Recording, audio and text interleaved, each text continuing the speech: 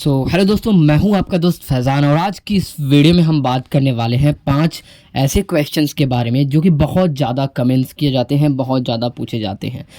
Without any further delay let's get started the video.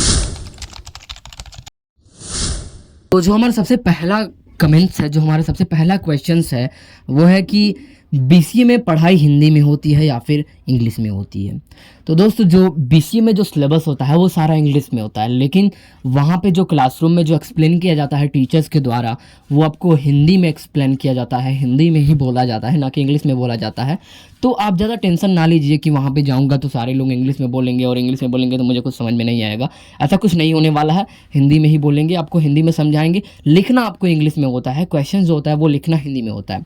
और इसी के साथ मतलब कई सारे लोग कमेंट करते हैं कि भाई जो बीसीए में हमको एडमिशन लेना है तो इसके लिए हमें कितना इंग्लिश आना चाहिए। तो देखो, इसके लिए आपको इतना इंग्लिश आना चाहिए कि आप इंग्लिश पढ़ सको, आपको इंग्लिश पढ़ना आता हो और आप इंग्लिश में कुछ लिख सको, राइट। आप इंग्लिश में एक्सप्लेन कर सको। बाकी आप क्वेश्चन आप पढ़ोगे तो उसको समझ पाओगे, क्वेश्चन का आंसर लिखोगे तो वो इंग्लिश में होगा। तो अगर आप इंग्लिश मीडियम से थे तो आपके लिए तो बहुत ज़्यादा अच्छा होने वाला है, लेकिन अगर आप इंग्लिश से नहीं थे, इंग्लिश मीडियम से नहीं थे, हिंदी मीडियम से थे, तो ये थोड़ा सा ज़्यादा आपके लिए टफ होने वाला है। लेकिन बहुत ज़्यादा टफ नहीं होगा, समय के अनुसार आपका सही हो जाएगा और साथ ही साथ आपकी इंग्लिश भी अच्छी होती जाएगी। सेकेंड जो मोस्ट आस्क्ड क्वेश्चन है कि भाई जो बीसीए में मैंने जैसे एडमिशन लिया हुआ है, डायरेक्ट कॉलेज में लिया हुआ है, किसी प्राइवेट कॉलेज में लिया हुआ है, इंस्टीट्यूट में लिया हुआ है, तो क्या मेरा स्कॉलरशिप आएगा या फिर नहीं आएगा। तो देखो यार, अगर आप मतलब किसी डायरेक्ट एडमिशन ले रहे हैं किसी कॉलेज में, प्राइवेट कॉलेज में, तो आपका स्कॉलरशिप आता है, लेकिन कुछ रिक्वायरमेंट्स होती हैं। अगर आप उस रिक्वायरमेंट को फुलफिल करते हैं तब आपका वो स्कॉलरशिप आता है। जैसे आपका जो 12th में 60% से ऊपर के मार्क्स होने चाहिए, या फिर 60% होगा तब भी चल जाएगा, लेकिन उतना आपका होना चाहिए। तो अब ये मुद्दा उठता है कि स्कॉलरशिप आता है तो कितना आता है। तो देखो, आपका स्कॉलरशिप जितना आपका फीस लगता है उसका आधा तक का स्कॉलरशिप आ जाता है। और मेरा भी 2 बार आ चुका है और तीसरी बार मैं थर्ड ईयर में अप्लाई करने वाला हूँ। थर्ड क्वेश्चन ये है कि मेरे पास ऑलरेडी डेस्कटॉप है तो क्या लैपटॉप लेना नेसेसरी है, लैपटॉप लेना मेरे लिए ज़रूरी है बीसीए करने के लिए। तो मैं कहूँगा कि नहीं, अगर आपके पास डेस्कटॉप है तो आपका काम उससे भी चलेगा। आप बीसीए की स्टार्टिंग में जो भी कोडिंग का प्रैक्टिस वगैरह है वो आप अपने डेस्कटॉप से ही कर सकते हैं। तो आप उसी से काम कीजिए जब तक आपको ये ना लगे कि मुझे अब लैपटॉप लेना चाहिए। जब आपको लगे कि हाँ मुझे अब लैपटॉप लेना चाहिए, मेरा जो काम है इससे नहीं चल रहा है, तब आप लैपटॉप के बारे में सोच सकते हैं, लैपटॉप आप लिख सकते हैं, ठीक है। तब तक आप अपने डेस्कटॉप से ही काम कर सकते हैं। भाई जो 4th नंबर क्वेश्चन है ना, इसके लिए बहुत ज़्यादा कमेंट्स आता है, बहुत ज़्यादा भर भर के कमेंट्स आते हैं कि भाई बीसीए के बाद एवरेज सैलरी क्या होती है। तो देखो यार, बीसीए के बाद आपकी age a fresher average salary per month की 15,000 रुपये तक की हो सकती है, ठीक है। और अगर आप एमसीए कर लेते हो तो इसी का डबल आपका एज अ फ्रेशर सैलरी हो जाती है।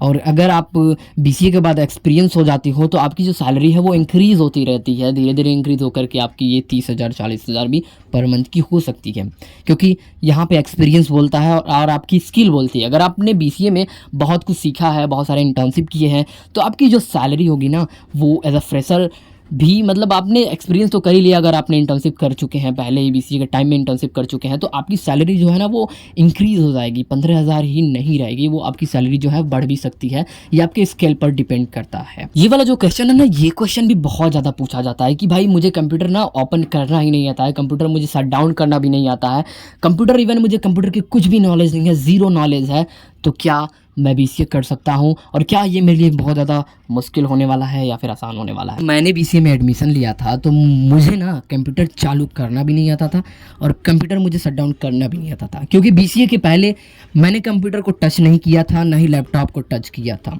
तो ये बहुत ज़्यादा मुश्किल आपके लिए नहीं होने वाला है, क्योंकि आप जब जाओगे ना तो बीसीए में ये सारी चीज़ें आप सीख लोगे, वहाँ पे ये सारी चीज़ें वहाँ पे आपको सीखने को मिल जाएंगी। तो जब मैंने एडमिशन लिया था तो मैं जब गया था तो वहाँ पे बहुत सारे ऐसे स्टूडेंट थे, उन्हें भी चालू करना या फिर बंद करना कंप्यूटर नहीं आता था। तो ये सारी चीज़ें आप समय के अनुसार सीखते जाओगे तो ये बहुत ज़्यादा दिक्कत नहीं करने वाला है। तो बहुत सारे ऐसे लोगों का कमेंट्स होता है कि भाई मतलब बीसीए में जाने के लिए हमको कितना रिक्वायरमेंट होना चाहिए, कि कंप्यूटर हमको कितना आना चाहिए कंप्यूटर। तो देखो, कंप्यूटर में आपको बस इतना आना चाहिए कि आपको कंप्यूटर चालू करना आता हो, कंप्यूटर को शट डाउन करना आता हो, और साथ ही साथ आपको कुछ क्रोम से सॉफ्टवेयर्स डाउनलोड करने आते हों। बस इतना अगर आपको आता है ना तो आपके लिए सफिशिएंट है बीसीए में एडमिशन लेने के लिए, क्योंकि आप जाओगे बीसीए में तो वहाँ पे बहुत सारी चीज़ें सीखने को आपको मिल जाएंगी।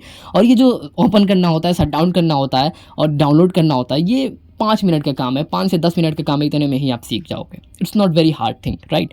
सो ये थे कुछ क्वेश्चंस। आई होप आपको ये वीडियो अच्छा लगा होगा और आपके बहुत सारे डाउट्स क्लियर हुए होंगे।